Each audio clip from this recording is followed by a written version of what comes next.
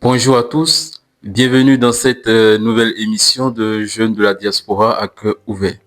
Aujourd'hui, nous recevons une invitée très spéciale. Son prénom, c'est Jeannette. Elle a quitté son pays, le Bénin, en 2019 pour rejoindre sa maman en France. Et depuis là, elle fait son chemin pas à pas dans un domaine très exigeant qui est les soins infirmiers. Derrière ce parcours, il y a une histoire de courage, une histoire de sacrifice, une histoire d'espoir, mais aussi de rêve. Elle est là aujourd'hui pour nous raconter comment est-ce qu'on construit sa vie dans un pays qui n'est pas le nôtre et comment est-ce qu'on surmonte les difficultés et les obstacles, mais aussi comment est-ce qu'on poursuit son rêve dans un pays étranger. Alors, installez-vous confortablement car cette émission s'annonce très révélatrice. Mais avant, chers amis, j'aimerais vous inviter, vous qui aimez ce que nous faisons, vous qui suivez actuellement cette émission, à massivement vous abonner à notre chaîne, à partager nos contenus et surtout à laisser vos avis en commentaire car vous savez, ce n'est que comme cela que vous pourrez nous encourager à continuer. Ce n'est que comme cela que vous pourrez nous montrer que vous appréciez ce que nous faisons et que vous aimeriez qu'on continue. Je suis avec Rachad que vous connaissez déjà, il n'est plus à présenter. Vous le connaissez pour ses avis et ses positions assez pertinentes. Rachad, comment tu vas? Bonjour Ricardo, je me porte super bien. Bonjour chers abonnés et bienvenue dans notre nouvelle édition. Alors sans plus tarder, nous allons demander à Jeannette de se présenter. Bonjour à tous, bonjour Ricardo, bonjour Rachad, bonjour chers téléspectateurs. Moi c'est Jeannette, je suis une jeune demoiselle âgée de 23 ans. Je suis étudiante en soins infirmiers en 3e année. Alors maintenant que vous connaissez Jeannette, nous allons lui poser une question. Alors Jeannette, dis-moi, quand tu as appris que tu allais quitter le Bénin pour rejoindre ta maman ici en France, dis-nous, qu'as-tu ressenti? Merci pour cette question. Quand on m'a annoncé la nouvelle, j'étais excitée. J'avais vraiment hâte de quitter le Bénin et de venir en France parce que bon, voilà, c'est la France en plus. J'étais vraiment jeune, donc pour moi c'était le rêve et en plus c'était une occasion pour moi de rejoindre ma maman que je n'avais pas vue il y a longtemps. Donc voilà, c'était un sentiment de joie. Bon, bien évidemment, les grands-parents qui vont me manquer. Et c'est toute une racine vu que j'ai grandi au Bénin. Et bon, c'est un peu ça. J'étais contente et triste à la fois. J'imagine. C'est pas facile de quitter des personnes à qui on est attaché pour aller dans un pays inconnu. Alors dites-moi, vous avez dit en fait que vous avez quitté le Bénin très jeune. C'était à quel âge concrètement? J'avais 17 ans quand j'ai quitté le Bénin. Très jeune, mais 17 ans, près de la majorité. Alors Ricardo, je te laisse. Mais comme tu quittais le Bénin assez jeune, 17 ans déjà, tu avais déjà des amis, tu allais à l'école au Bénin, n'avais-tu pas peur de tout reprendre à zéro, de tout recommencer à zéro? Parce qu'après la France, c'était ta première fois, tu venais et tu n'avais pas peur, dis-nous. Et oui, c'est logique. Mes amis allaient me manquer, ma famille, même s'il y aura ma maman. Mais oui, vu que je dirais, tout construit là-bas, j'ai connu pas mal de personnes. Donc oui, ça allait me manquer. Mais dans ma tête, dans le temps, c'était bon, je pars en France. C'était pas vraiment. C'était inespérant. C'était excitant. Tu te disais que tu verrais la Tour Eiffel, tu entendais parler de la place de la Défense et tu étais très excité. Tu n'as vraiment pas eu le temps de penser à ce que tu pourrais avoir comme difficulté. Pour moi, c'était une occasion de voir ce que j'avais l'habitude de regarder à la télé, ce qu'on j'avais l'habitude d'entendre concernant la France, l'Europe. Donc, Alors, vous avez appris que vous venez en France, d'accord? La nouvelle est tombée, vous étiez heureuse et tout ce qui va avec. Maintenant, vous êtes arrivé en France. Dites-moi, quelles ont été vos plus grandes difficultés? Les chocs que vous avez en fait eu une fois sur le territoire français. c'était surtout sur la mentalité. J'avais vraiment du mal à m'adapter. D'accord. Et il y avait l'accent aussi. Et culturellement parlant, je trouvais qu'il y avait cette différence entre le Bénin et la France. par le fait d'aborder les gens. Ici, ils sont plus... ça, c'est vous dire, mais ils sont plus... je dirais pas... Ils sont pas réservés, ils sont réservés, voilà. Oui, Ils n'aiment pas approcher, aborder, comme ils ne sont pas tactiles, un peu comme au Bénin. c'est ça, exactement. C'était surtout ça. Ok. Et du coup, administrativement parlant, de façon administrative et comme ça, il n'y a pas eu des chocs ou quand vous étiez assez jeune, vous étiez mineur, vous n'avez pas eu affaire à ça? Si. Et surtout le côté administratif. Il faut savoir que quand je suis arrivée en France, j'avais pas tout de suite commencé l'école, le lycée, vu que j'avais 17 ans. Je devais attendre la décision du CIO ici, vu que j'étais en première là-bas, je suis arrivée. Je devais passer un test pour me permettre de continuer ou pas, ou de reprendre la même classe. Donc j'ai passé le test, j'ai attendu quelques semaines, j'ai été admise. Donc j'ai été admise en première ici. Il faut savoir que quand j'étais au Bénin, j'étais en seconde. Si je n'avais pas été admise au test, j'allais reprendre la seconde ici.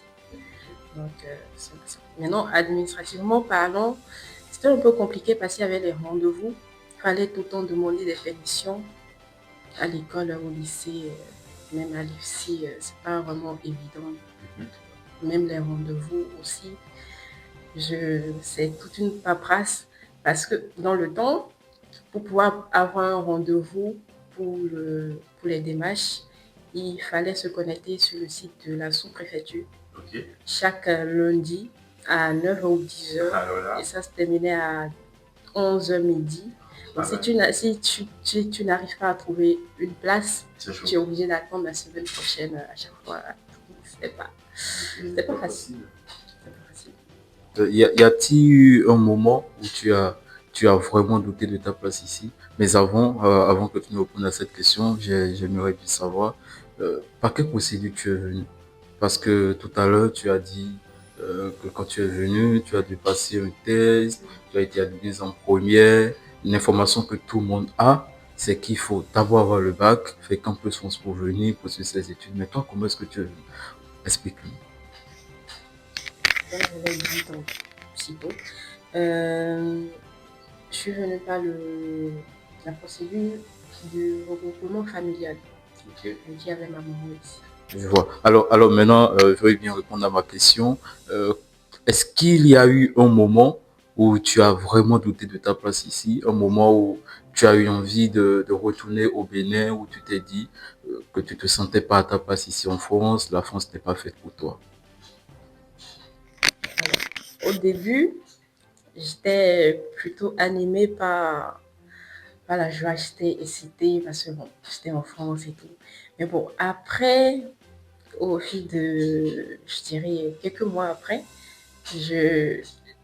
j'avais constamment envie de retourner au pays. Le pays me manquait, le Bénin, ma famille, mes amis. Donc, je dirais que c'est vraiment constamment. Je me sentais seule constamment. c'est pas facile, hein. Encore pour une petite fille de 17 ans qui n'a pas forcément d'amis, c'est un peu compliqué. Parce que pour les étudiants qui viennent à la fac au moins, voilà, ils ont des amis et tout. Tu viens à peine d'arriver à 17 ans, tu n'es pas encore inscrite. Et j'avoue que c'est pas forcément facile. Alors déjà, je tiens à m'excuser parce que des fois, j'ai tendance à te voyer ou à te tutoyer. Alors que c'est le tu, n'est-ce pas? Alors dis-moi, personnellement, c'était quoi ta plus grande épreuve une fois en France? Tu nous as parlé du côté administratif où c'était un peu compliqué avec maman à faire les papiers et tout, mais te concernant toi-même, tu veux nous dire maintenant que voilà, ça a été difficile d'avoir des amis. C'était la solitude et la dépression. Parce que quand j'étais au lycée, je n'avais pas vraiment d'amis. Je n'avais pas d'amis. Je n'avais pas d'amis. Et il faut savoir que quand j'étais au Bénin, j'avais l'habitude en classe, je ne m'approchais pas du tout des professeurs. Ah, ok. Parce que je suis quand même un peu réservée. Si. Donc, mais arrivé ici, vu que je n'avais pas d'amis, Logiquement. je restais tout autour de vous. Ok. J'étais devenue la chouchoute des professeurs. D'accord. C'était mes amis, carrément. Tu es devenu assidu. J'étais assidue, Ah bah, logique, j'étais assidue, mais ça c'est encore plus renforcé. Si. Donc, et comme je l'ai dit, la dépression aussi. La dépression. La dépression. Qu'est-ce que tu mènes à la dépression? Est-ce que tu peux nous raconter l'épisode? Un truc que je n'ai pas, je n'en parle pas. Il n'y a que 3 personnes qui sont au courant de cette partie de moi, je dirais. C'était Ça va?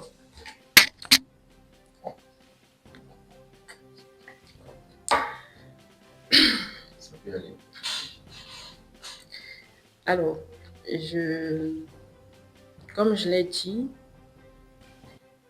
enfin, quand je suis venue ici, je me suis rendu compte qu'il y a eu un changement.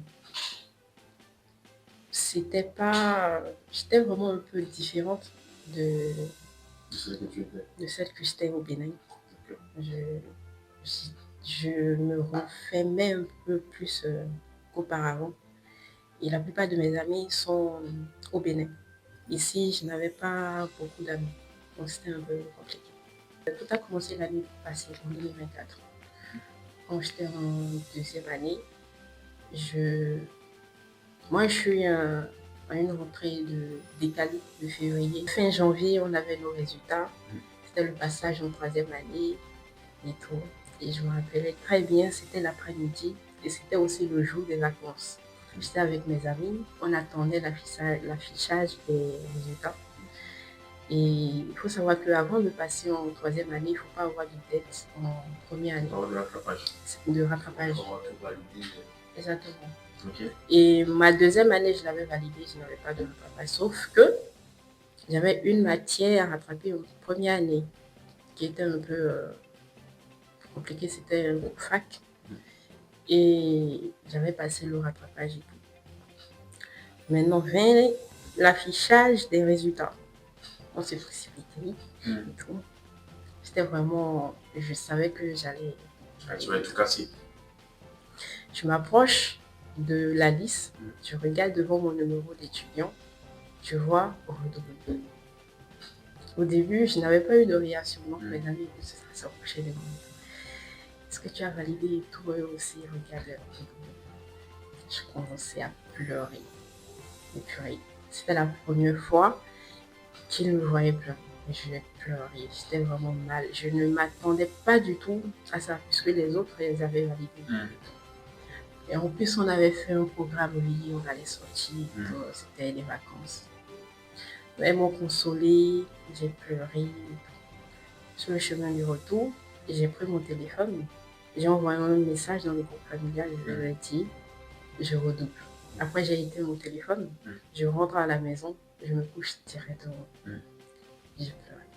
Le lendemain, c'était le début d'une descente en enfer, si je peux le dire ainsi. Oui, parce que j'avais vraiment du mal à accepter la situation. Je ne comprenais pas. J'ai été voir ma référente. Elle m'a dit que je l'ai